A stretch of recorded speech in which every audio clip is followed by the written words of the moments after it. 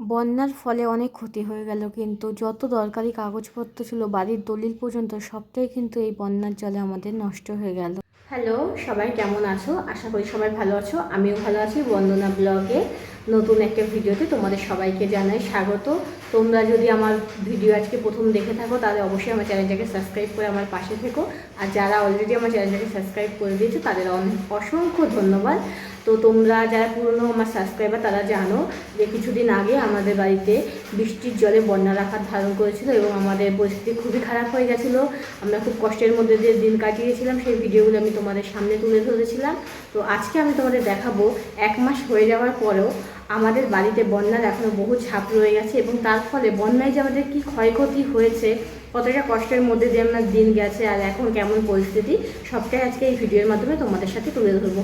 তো বেশি দেরি না করে চলো ভিডিওটা শুরু করি। প্রথম থেকে শেষ পর্যন্ত তোমরা দেখতে থাকো, আশা করি তোমাদের অনেক ভালো লাগবে।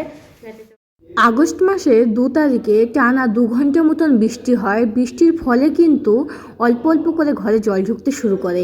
এই অল্প জল থেকে আস্তে আস্তে হঠাৎ করে যে কতটা বেশি পরিমাণে ঘরে জল ঢুকে গেছে, আমরা তো নিমেষে অবাক হয়ে গেছি যে কী থেকে এখন কি করা যায়, কিছুই বুঝে উঠতে পারছিলাম না কি করব। তো দেখি ঘরে সাপ ঢুকছে, তারপরে জলের পরিমাণ বেড়েই যাচ্ছে। তখন আমি কি করি, ছোট্ট মেয়েকে নিয়ে উপরে চলে যাই। এদিকে আমার হাজব্যান্ড পাড়া প্রতিবেশীর লোকজনকে ডেকে এনে আমাদের যেগুলো প্রয়োজনীয় জিনিস, যেমন একটা শোকেস আলনা ছিল আর একটা কাগজপত্রের আলমারি ছিল, সেগুলোকে খাটের উপরে তুলে রাখার ব্যবস্থা করে। তারপরে আমরা সেই রাতটা উপরের ঘরে চলে যাই এবং সেখানে রাতটা থাকি। পরের দিন সকালবেলা আমরা ভেবেছিলাম হয়তো জল নেমে যাবে, কিন্তু পরের দিন সকালে নিচে এসে দেখি জল আরও বেড়ে গেছে। শুধু আমাদের ঘরে না, আশপাশের যে বাড়িঘর আছে সব জায়গায় কিন্তু জলে, তাদের বাড়ির উঠোন, পায়খানা বাথরুম সব কিছু জলে ডুবে গেছে। তো সবার বাড়িতে উঠোনে জল থাকলেও আমাদের এখানে কয়েকটা ঘর আছে যাদের বাড়ির ভেতরে পর্যন্ত জল ঢুকে যায়। তাদের মধ্যে আমাদের বাড়িটা কিন্তু একটু বেশিই ঢোকে। তো পরের দিন সকালবেলায় আমার হাজব্যান্ড গেল এখানে জিসিপি বলে না জিসিএফ একটা মেশিন আছে, তার সাহায্যে জল যাতে বের করা হয় ড্রেনটাকে পরিষ্কার করাতে। এদিকে সকালে রান্নাবান্না হয়নি, মেয়েকেও খাওয়াতে হবে। তো পাশের বাড়ির কাকিমা কিন্তু খিচুড়ি রান্না করে লগার সাহায্যে তার ওই বাড়ির ছাদ থেকে এই বাড়িতে আমাকে পাঠিয়ে দিল যাতে আমি সকালবেলায় মেয়েকে খাওয়াতে পারি। তো আমি সকালবেলায় মেয়েকে খিচুড়ি খাইয়ে নিলাম। তারপরে আমি কিন্তু নিচে গেছিলাম। নিচে যে সমস্ত আমার রান্নার সামগ্রীগুলো ছিল সেগুলোকে আস্তে আস্তে আমি একটা একটা করে উপরে আনলাম এবং একটু রান্নার জায়গাটা কোনো রকমে গুছিয়ে নিলাম। তো নিচে যেয়ে দেখি ঘরের পরিস্থিতি কেমন। তখন যখন আমি নিচে গেলাম না, দেখি নিচে তো অত্যাধিক জল। তো জলের মধ্যে আমি যে ঘরে ঢুকেছি, ঢুকে দেখছি যে কোথায় কেমন কিছু আমার জিনিস নষ্ট হচ্ছে না। তো যেয়ে দেখি যে আমার সমস্ত জিনিস তো তোমাদের দাদাভাই তুলেই রেখেছে, কিন্তু কিছু কিছু ছোটোখাটো জিনিসপত্র ছিল সেগুলো আমি আবার গুছিয়ে রাখছিলাম। কিন্তু ঘরের মধ্যে না সাপ ছিল, যে জিনিসটা আমার খুবই ভয় লাগছিল। আমার 2000 সালের মানে বন্যার অভিজ্ঞতা বলতে ছোট্টবেলায় 2000 সালের বন্যা আমি দেখেছিলাম। তারপরে আমার কোনো রকম বন্যার অভিজ্ঞতা নেই, আমি আর বন্যা দেখিনি। এই 2024 সালে এসে কিন্তু আবার এরকম বৃষ্টি থেকে যে এরকমভাবে বন্যার সৃষ্টি হতে পারে তা কিন্তু আমি প্রথমবার দেখছি। তো মেয়েকে নিয়ে অনেক কষ্ট হচ্ছিল, কারণ মেয়ে তো ঘরবন্দি, মেয়ে কোথাও যেতে পারছে না, সারাদিন খ্যান করতো, কান্না করতো। তো ঘরের মধ্যে নিয়ে রেখে দিতাম। তো আমরা ভেবেছিলাম প্রথম দিনই হয়তো জল নেমে যাবে। তো জল নামতে কমসে কম 1 সপ্তাহের উপরে জল সময় লেগেছে, কিন্তু জল নামলেও পুরোপুরি যে একদম ঘর থেকে জল চলে গেছিলো তা কিন্তু নয়। ঘরের কোথাও খাটের নিচে জল ছিল, কলপারে জল ছিল, সিঁড়ির ঘরের নিচে জল ছিল, পুরোপুরি শুকায়নি। যখনই একটু জল শুকিয়ে যাচ্ছে তখন কিন্তু আবার বৃষ্টি হচ্ছে, বৃষ্টি হওয়ার ফলে আবার জল উঠছে। তো এইভাবে আমি প্রথমে কদিন একটু ঘর পরিষ্কার করছিলাম। তো দেখি যখন যেই আমি ঘর পরিষ্কার করি তার পরের দিনই আবার বৃষ্টি হয়। তো এইভাবে যখন বৃষ্টি হচ্ছিলো দিন দিন মানে পরিস্থিতি খারাপই হয়ে যাচ্ছে, আর ভালো লাগছিল না ওইভাবে জলের মধ্যে। তো আমরা কিন্তু সকালবেলা একবার রান্না করছিলাম, বাড়িতে খাচ্ছিলাম, কখনো আবার শাশুড়ির বাড়িতে যেয়ে খেয়ে আসছিলাম।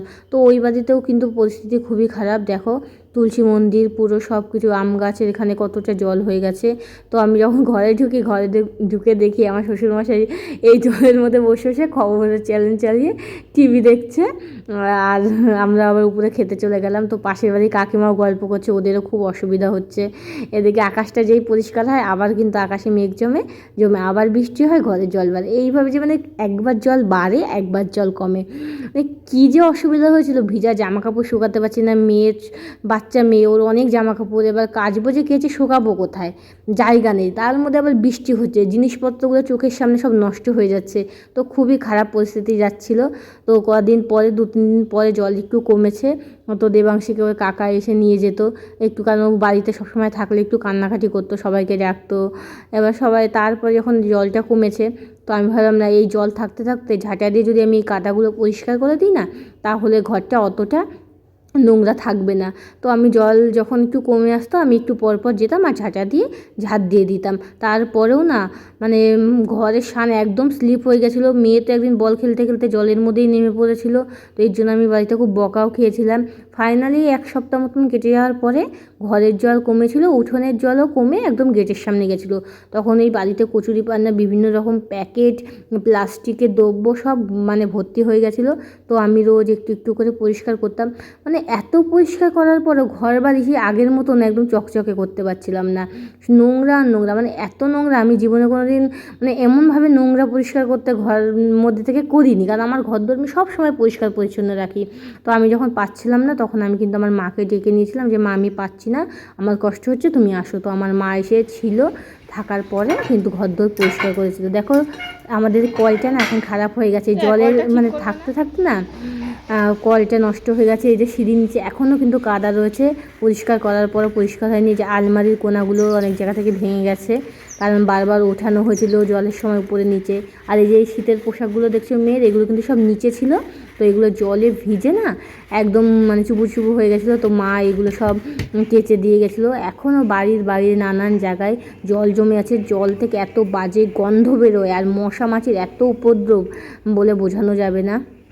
এই ঘর বাড়ি পরিষ্কার করতে যে না টানা 10 দিন আমি কোনো চ্যানেলে ভিডিও দিইনি, এর ফলে আমার ভিডিওর মানে ভিউজ ডাউন হয়ে গেছে একদম, চ্যানেলেরও আমার অনেকটা ক্ষতি হয়ে গেছে। দেখো বাড়ির পেছনে কতটা এখন জল জমে আছে, কি বলবো, মানে পরিস্থিতি ভালো না, খুবই খারাপ।